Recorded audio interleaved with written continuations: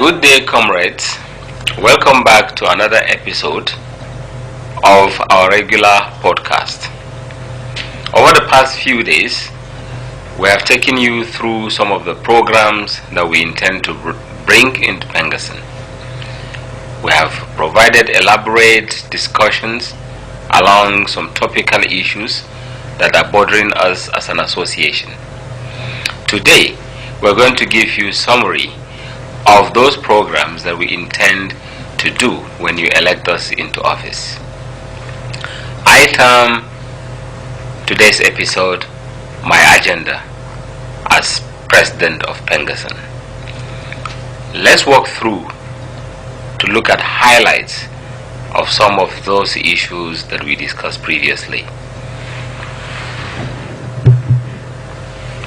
Within the first 6 to 8 months, our intention is to bring about a systemic revolution on how Pengassan is going to work. We intend to create a database, like I said in one of the episodes, of all our members, defining their profiles and giving them unique identity. We believe that that will help us in planning and eliminating cases of fraud during election, as well as identifying metrics for us to be able to measure ourselves and know how to do business in the future. It will help us with information about sectoral templates as it affects our collective bargaining agreement.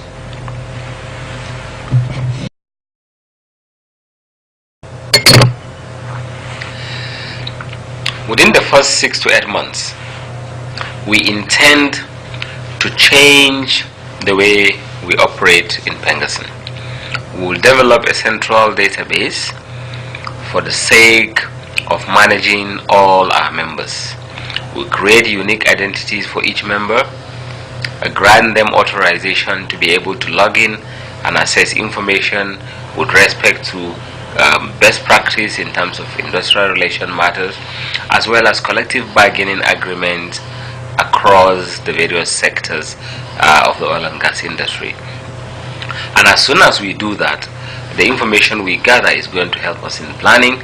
It will also give us information that will help us in addressing issues of expatriate quotas, as well as allow us to be able to put metrics that we can measure the growth of our membership trend or otherwise. We equally use the same platform to be able to grant two categories of membership, the corporate membership of the union and associate membership of the union. And by associate membership, I mean those companies that are difficult to unionize will be able to provide access to willing members to subscribe on their own through our portal. And that way we'll be able to gather some good number of them, and by the time we have maybe between 5 to 10, we can now consolidate and approach their management to formalize the unionization and then convert them into corporate members of the union. That is the approach that we use to ensure that we give every member equal opportunity. We equally intend to use the same database to allow people free access to participate in elections as at when due. It will provide us with avenue to screen members, and that will avoid crisis during election. Within, of course, the 9 to about 18 months in office, we plan to also consolidate on some of the extant laws that affect industrial relation matters by ensuring that we pay specific attention to those laws and making inputs in areas that are going to affect the welfare of our members. Primarily, we are looking at the PIGB as it affects the fiscal regime, as well as the legal framework, and of course the host community issues that have not been addressed. These are areas that would come very, very soon as part of the effort in consolidating the gains of the current PIGB that we have made. Additionally, the other laws such as the personal income tax laws and the labor laws, some are that are obsolete. Other areas like the National Content Development Act Act, that's the NAGICO Act, are also areas that we have seen some room for improvement. Between the 9th and the 18th month, we're going to look at these pieces of legislations to see areas that we need to improve on, and then advocate or champion a process that will ensure those areas are touched for the betterment of our members. The other areas that we talk about is about consolidation and building our capacity to operate without having to rely so much on management support, even though they are social partners. But the more we rely on them, the more vulnerable the union would be. So we're trying to bring about a mechanism that will try to create funds for ourselves and then see how we can generate revenue on our own and move the association forward. How we will do that is by creating, of course, a company, and that company is going to be registered and then bid for jobs in the oil and gas system, and partner with technical companies that have the competency to run the jobs and get some revenue from there. Additionally, with the opportunity that the PIGB is presenting, in privatizing some of the assets the government have in the oil and gas, the unions will consolidate and raise funds to participate in such ventures, such that at the end of the day will also be partners, will also be stakeholders in the business, and will be able to dictate how the business is run.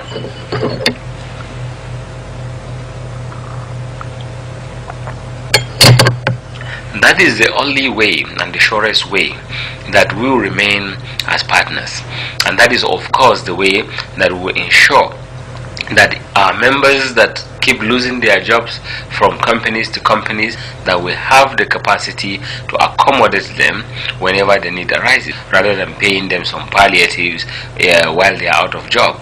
We can actually leverage on the space and the availability that we have within our system to accommodate their interests and see how it will fare.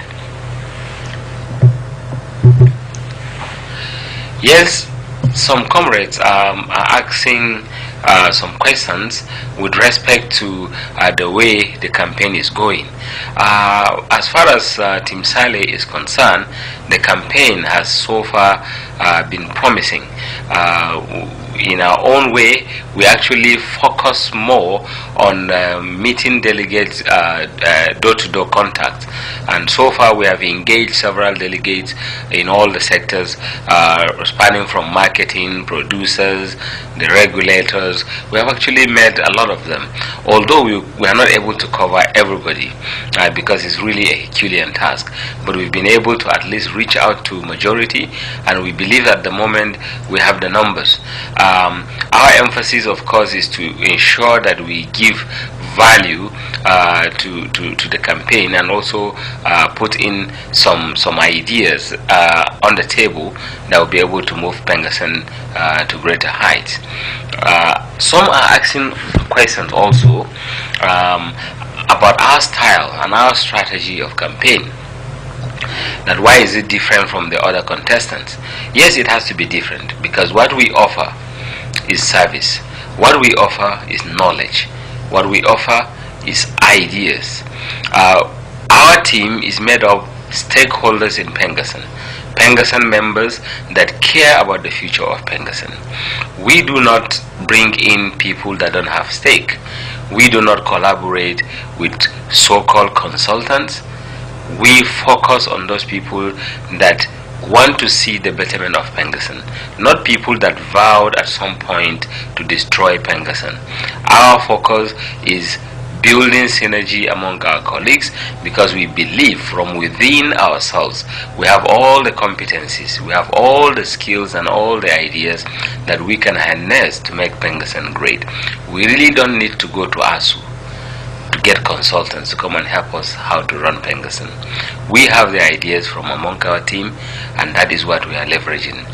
Again, we'll see that this campaign has to be in a way that first we add value to the system. Whether we win or we don't, the ideas we put on the table can become useful to whoever happens to be the president. Second, This campaign is not a do or die affair. It's just a call to service and offering oneself to serve the system. If you are given the opportunity with a lot of ideas and the knowledge and the skill that one has, then Pengassan will be a better place. If, however, you don't have the opportunity, the ideas that you are putting on the table will be of value to whoever becomes the president. We don't see this as an opportunity to smear people or to abuse people or to say all sort of bad things against opponents. We don't personalize our campaign, we focus on issues, and that is why we are different. And our style is such that at the end of the day, we will contribute to the knowledge base of Pengassan. My final message to delegates is that I call on all my supporters, just like I've always done, that you remain focused. If you want to support me based on issues. I plead with you never to respond to any campaign of calumny, because you and I are all stakeholders in this business. If Pengassan spoils, we lose it. If Pengassan remains intact, we all win. Therefore, irrespective of who ends up being the winner, Pengassan should remain one entity and should remain indivisible. My aspiration should not be the source of destruction of Pengassan. This election is not a do or die affair. I offer myself to service. If the electorates believe that I have what it takes to deliver Pengassan, give me the opportunity. If they do not believe and another person is chosen, I call on my supporters to give all the support to whoever wins, and at the end of the day, we'll move Pengassan to the next level. But if we insist that it must be me or nothing, then it means our intention is to destroy Pengassan. Let's not destroy Pengassan, because the people that handed over Pengassan to us handed it to us intact as one entity. Let's hand it over to the next generation as one entity. That is my desire, that is the desire of my supporters, and that is what I preach all the time. I call on us to remain peaceful. All my supporters should be law-abiding during the election process.